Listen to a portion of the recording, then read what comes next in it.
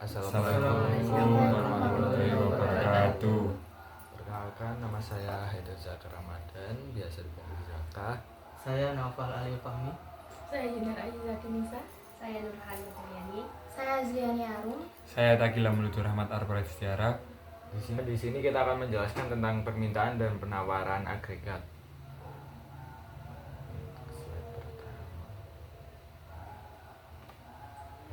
Jadi permintaan agregat itu adalah seluruh permintaan terhadap barang dan jasa dalam suatu perekonomian, baik yang berasal dari dalam negeri maupun luar negeri.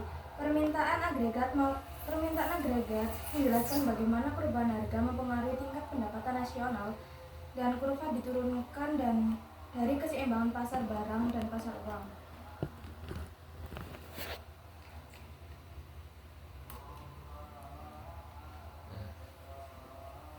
Selanjutnya adalah apa itu penawaran agregat. Nah, penawaran agregat adalah kemampuan masyarakat suatu negara dalam menawarkan barang dan jasa secara keseluruhan. Penawaran agregat dibentuk dari hubungan antara fungsi produksi serta permintaan dan penawaran faktor produksi. Dan dalam jangka pendek, output terutama ditentukan oleh jumlah tenaga kerja karena modal dan tanah dianggap tetap.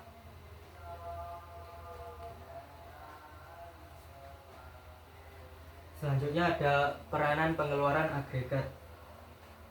Yang pertama, menentukan output nasional. Penawaran agregat menentukan jumlah produksi nasional dan kapasitas ekonomi. Peningkatan penawaran agregat mendorong pertumbuhan ekonomi. Yang kedua ada menjaga stabilitas ekonomi. Penawaran agregat membantu menjaga stabilitas harga dan keseimbangan produksi konsumsi. Gangguan penawaran dapat menyebabkan ketidakstabilan ekonomi. Yang ketiga ada menentukan tingkat harga umum. Bersama permintaan agregat, penawaran agregat menentukan tingkat harga atau inflasi dan deflasi. Yang keempat, mempengaruhi kesempatan kerja. Peningkatan penawaran agregat meningkatkan produksi dan penyerapan tenaga kerja, sedangkan penurunan menambah pengangguran.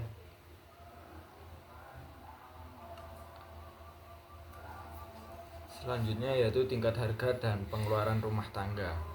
Dalam suatu waktu tertentu, tingkat pendapatan nominal masyarakat bersifat tetap dan ditentukan oleh tingkat upah serta kesempatan kerja. Perbedaan tingkat harga dan angka akan mempengaruhi daya beli pendapatan tersebut. Semakin rendah tingkat harga, semakin besar kemampuan rumah tangga dalam mengonsumsi barang dan jasa. Peningkatan daya beli ini mendorong kenaikan pengeluaran rumah tangga yang selanjutnya berdampak langsung pada permintaan agregat. Oleh karena itu, stabilitas tingkat harga menjadi faktor penting dalam menjaga konsumsi dan keseimbangan perekonomian. Selanjutnya yaitu tingkat harga dan pengeluaran rumah tangga. Dalam rangka pendek, pendapatan nominal masyarakat bersifat tetap. Perbedaan tingkat harga mempengaruhi daya beli pendapatan tersebut. Semakin rendah tingkat harganya, semakin besar pula konsumsi dan pengeluaran rumah tangga yang berdampak pada permintaan agregat. Stabilitas harga menjadi kunci keseimbangan ekonomi. Selanjutnya yaitu tingkat harga, suku bunga, dan investasi. Perubahan tingkat harga dan suku bunga saling terkait. Jika harga stabil, suku bunga cenderung tinggi. Suku bunga tinggi juga mengurangi investasi. Pemilik modal menginginkan suku bunga real tetap melalui bunga nominal yang lebih tinggi.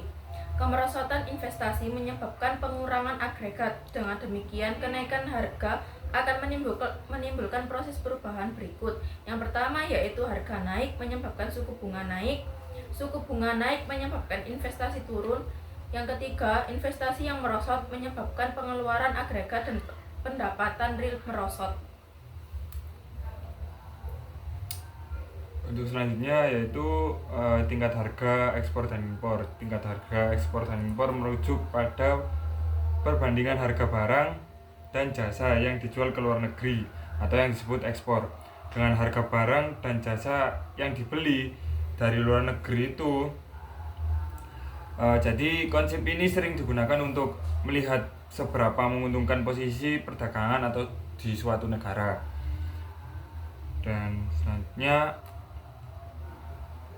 di dalam tingkat harga ekspor impor, hal ini dipengaruhi oleh beberapa faktor utama, yaitu yang pertama permintaan dan penawaran global. Di sini kenaikan permintaan dunia terhadap produk ekspor tertentu, misalnya komoditas, akan mendorong harga ekspor naik. Dan yang kedua nilai tukar mata uang. Di dalam nilai tukar mata uang ini, apresiasi mata uang membuat impor lebih murah tetapi ekspor relatif lebih mahal. Sedangkan depresiasi mata uang cenderung meningkatkan daya saing ekspor. Yang ketiga, biaya produksi dan distribusi. Efisien